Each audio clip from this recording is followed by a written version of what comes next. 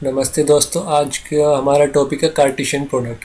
दोस्तों, Cartesian product क्या होता है उसको समझने से पहले हमें एक टर्म समझनी होगी कि ऑर्डर्ड पेयर क्या होता है। अगर हम ऑर्डर्ड पेयर की डेफिनेशन देखें तो होती है N ordered pair consist of two elements in a fixed order. इस डेफिनेशन को समझने के लिए हमें दो वर्ड्स पे ध्यान देना होगा, एक तो टू एलिमेंट्स और फिक्स्ड ऑर्डर। अब क्योंकि एक ऑर्डर्ड पेयर है यानी दो एलिमेंट तो आएंगे इसमें। अब ये फिक्स्ड ऑर्डर है, क्या मतलब होता है इसको अभी हम एक एग्जांपल की मदद से समझेंगे। अगर मैं एक सेट लूँ 1 2 3 और सेट बी लूँ 2 3 4 और हमसे कहा जाए कि हमें सारे ऑर्डर्ड पेयर्स निकालने हैं from set A to set B, तो हमारा पहला ऑर्डर्ड पेयर क्या होगा 1 3। अब ये 1 कहाँ से आया है, यहाँ से, और 3 यहाँ से। ठीक है, मतलब ए के इस एलिमेंट को इस एलिमेंट के साथ हमने पेयर में लिख दिया, तो ये पहला ऑर्डर्ड पेयर हो गया। अब ए के इस एलिमेंट को बी के इस एलिमेंट के साथ हमने पेयर में लिख दिया, तो ये दूसरा ऑर्डर्ड पेयर हो गया। ऐसे ही अब ए के इस एलिमेंट को बी के इस एलिमेंट के साथ हमने पेयर में लिख दिया, तो ये तीसरा ऑर्डर्ड पेयर हो गया। ठीक है, ऐसे ही ये चौथा हो गया, ये पांचवा ऑर्डर पेयर हो गया। ए का ये एलिमेंट बी के इस एलिमेंट के साथ पेयर में लिख दिया, और ये छठा ऑर्डर पेयर हो गया। तो इसमें 6 ऑर्डर पेयर बनेंगे। अब दोस्तों, ये जो फिक्स्ड ऑर्डर है इसका क्या मतलब है? हम जो देख रहे हैं कि इस ऑर्डर पेयर का पहला एलिमेंट ए से आ रहा है और दूसरा एलिमेंट ये जो 3 है या फिर यहाँ पे 3 या 4 है, ये बी से आ रहा है। तो हमारे ऑर्डर पेयर में जो ऑर्डर है वो फिक्स है। ऐसा कभी नहीं होगा कि अगर हम सेट ए से सेट बी पर ऑर्डर पेयर निकाल रहे हैं तो ये जो पहला एलिमेंट आएगा वो हमेशा ए से आएगा और दूसरा एलिमेंट बी से आएगा। ऐसा कभी नहीं होगा कि पहला एलिमेंट बी से आ रहा है और दूसरा ए से आ रहा है। ये हमेशा फिक्स्ड ऑर्डर में रहेंगे, पहला एलिमेंट ए से आएगा और दूसरा एलिमेंट बी से आएगा। तो ये होता है फिक्स्ड ऑर्डर का मतलब। अब एक रिजल्ट मतलब छोटा सा कंक्लूजन है। अगर दो ऑर्डर पेयर हैं, एक ऑर्डर पेयर है ए कोमा बी और दूसरा है सी कोमा डी, तो ये दोनों इक्वल तभी होंगे जब ए जो है वो सी के इक्वल होगा और बी जो है वो डी के इक्वल होगा। मतलब कि ये जो 3,4 है, ये वाला ऑर्डर पेयर इस ऑर्डर पेयर के अनइक्वल है। ठीक है, इक्वल होने के लिए यहाँ पर 3 होना चाहिए और यहाँ पर 4 होना चाहिए, मतलब कि ये होना चाहिए। ठीक है,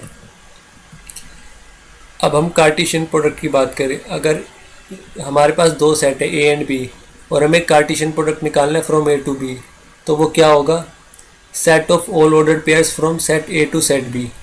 ठीक है, मतलब कि अगर हम सेट ए ले 1 2 3 और सेट बी ले 3,4 और हमें इनका कार्टेशियन प्रोडक्ट निकालना है, तो कार्टेशियन प्रोडक्ट निकालने की डेफिनेशन क्या है? Set of all ordered pairs from A to B. तो हम पहले ऑर्डर्ड पेयर निकाल लेते हैं ए से बी में, ये सारे होंगे। 1 को पहले हम 3 के साथ पेयर में लिखेंगे, 1 को 4 के साथ, फिर 2 को 3 के साथ, 2 को 4 के साथ, फिर 3 को 3 के साथ और फिर 3 को 4 के साथ। अब हम इन ऑर्डर पेयर्स का अगर सेट बना दे तो हमारा कार्टेशियन प्रोडक्ट हो जाएगा। अब इसको सेट बनाने के लिए इनको विद इन कर्ली ब्रैकेट्स लिख देंगे, तो ये कार्टेशियन प्रोडक्ट हो गया from set A to set B. ठीक है, और जो कार्टेशियन प्रोडक्ट है उसको हम ए क्रॉस बी से डिनोट करते हैं। जैसे कि हमारा कार्टेशियन प्रोडक्ट ए था, कार्टेशियन प्रोडक्ट था from set A to set B, तो हम इसको कैसे लिखेंगे? ऐसे, ए क्रॉस बी और ये कार्टेशियन प्रोडक्ट। ठीक है, अब हम इसकी सेट बिल्डर फॉर्म की बात कर लेते हैं कार्टेशियन प्रोडक्ट के। अगर कार्टेशियन प्रोडक्ट में अगर हमारा ए से बी पर कार्टेशियन प्रोडक्ट निकाल रहे हैं, तो कार्टेशियन प्रोडक्ट में जो ऑर्डर्ड पेयर का पहले एलिमेंट आता है वो ए से आता है और दूसरा एलिमेंट बी से आता है, तो ये इसकी सेट बिल्डर फॉर्म है। ठीक है, if A and B are two sets, अब तो number of elements in A cross B is equals to number of elements in A into number of elements in B. मतलब कि अगर हमें कोई दो सेट दे रखे हैं ए एंड बी और हम उनका कार्टेशियन प्रोडक्ट निकालें, तो कार्टेशियन प्रोडक्ट में जो नंबर ऑफ एलिमेंट्स होंगे वो इसके इक्वल होंगे, number of elements in A into number of elements in B. इसको एक एग्जांपल की मदद से समझते हैं। अगर सेट ए ले ले हम 1 2 3 और सेट बी ले ले 3 4, तो नंबर ऑफ एलिमेंट्स ए में कितने 3 और नंबर ऑफ एलिमेंट्स बी में कितने 2, और ए क्रॉस बी कितना आ रहा है? ये ऑर्डर्ड पेयर्स का सेट। अब इसमें नंबर ऑफ एलिमेंट्स कितने? 1 2 3 4 5 6, और नंबर ऑफ एलिमेंट्स ए 3 है और नंबर ऑफ एलिमेंट्स बी 2 है, इनका मल्टीप्लिकेशन भी 6 आ रहा है। तो हमारा जो ये फॉर्मूला है ये वेरीफाई हो गया कि number of elements in A cross B is equals to number of elements in A into number of elements in B. ठीक है, अब कुछ रिजल्ट्स की बात कर लेते हैं। अगर ए एंड बी दो सेट है और जो सेट बी है वो नल सेट है, तो ए क्रॉस बी जो होगा वो नल सेट होगा। ठीक है, जैसे हम किसी नंबर को 0 से मल्टीप्लाई करते तो 0 आता है, ऐसे अगर हम किसी सेट को नल सेट के साथ उसका कार्टेशियन प्रोडक्ट निकालेंगे तो 0 नल सेट ही आएगा। ठीक है, अब दोस्तों बात कर लेते हैं representation of a Cartesian product, कि हम किसी कार्टेशियन प्रोडक्ट को कितने तरीके से रिप्रेजेंट कर सकते हैं। 4 तरीके होते हैं। पहला तरीका होता है सेट बिल्डर फॉर्म, जो हमने अभी देख लिया। रोस्टर फॉर्म मतलब सिंपल जो कार्टेशियन प्रोडक्ट हम लिखते हैं, जैसा हमने एग्जांपल में देखा था, वो रोस्टर फॉर्म हो गई। एक फॉर्म होती है ग्राफिकल रिप्रेजेंटेशन और एक होती है डायग्रामेटिक रिप्रेजेंटेशन। ये 2 फॉर्म हम अभी पीछे देख चुके हैं, तो हम अभी इन 2 फॉर्म के बारे में बात करेंगे।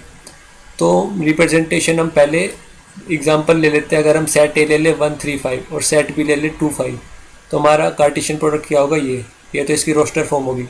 अब हम इसकी ग्राफिकल रिप्रेजेंटेशन देखेंगे कैसी होगी। ठीक है, तो ग्राफिकल रिप्रेजेंटेशन के लिए हम सबसे पहले हमारा जो कार्टेशियन प्रोडक्ट है वो लिख लेते हैं, फिर ग्राफ बना लेते हैं। तो अब हम ये जो ऑर्डर्ड पेयर है इसको ग्राफ पे प्लॉट करेंगे, जैसा कि आप सबको पता ही होगा। पहला ऑर्डर्ड पेयर है 1,2, फिर 1,5, फिर 3,2, फिर 3,5, फिर 5,2, फिर 5,5। तो ये इसकी ग्राफिकल रिप्रेजेंटेशन होगी इस कार्टेशियन प्रोडक्ट की। ठीक है, अब डायग्रामेटिक रिप्रेजेंटेशन देख लेते हैं इस कार्टेशियन प्रोडक्ट की। तो सबसे पहले हम हमारा कार्टेशियन प्रोडक्ट लिख लेते हैं, फिर एक ओवल बना लेते हैं जो कि सेट ए को डिनोट कर रहा है, और इसमें सेट ए के एलिमेंट्स लिख लेते हैं।